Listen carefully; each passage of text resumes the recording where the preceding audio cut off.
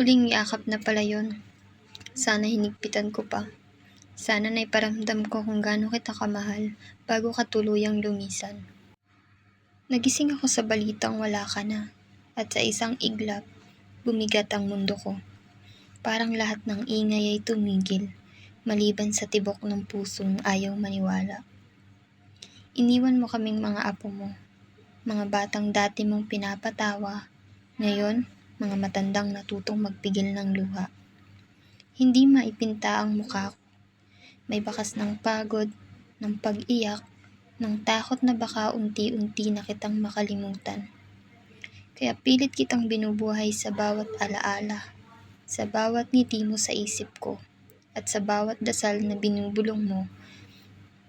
Masaya akong nakasama ka ng matagal. Pero yung matagal pala, hindi pala talaga sapat. Naalala ko pa, tuwing may sakit ako. Ikaw yung unang lalapit, mahina man ang katawan mo, ikaw pa rin yung mag-aalaga. Parang gusto mong akuin ang bawat kirot, para lang ako makatulog ng payapa. At minsan, nahuhuli pa kita, naluluha. Hindi mo man sinabi, pero alam kong bawat hirap ko ay ramdam mo. You were the sweetest grandfather, and I the luckiest granddaughter. Pero ngayong malayo ako, naiipit sa kontrata, sa pangarap, dito sa banyagang lupa na tila walang yakap at ang bawat tagumpay ay may halong lungkot.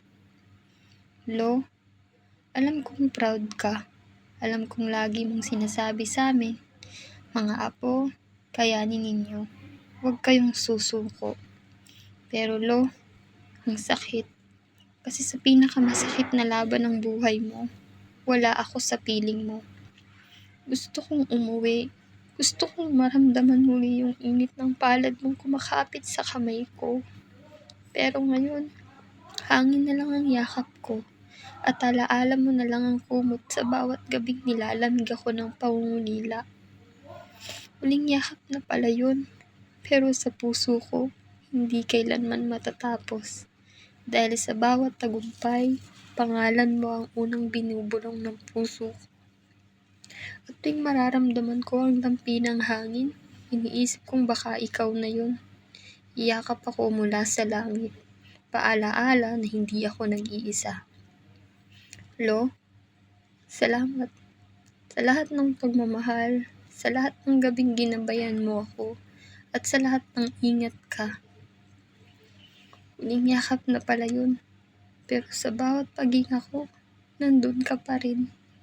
Buhay, mahal, at kailanman hindi malilimutan.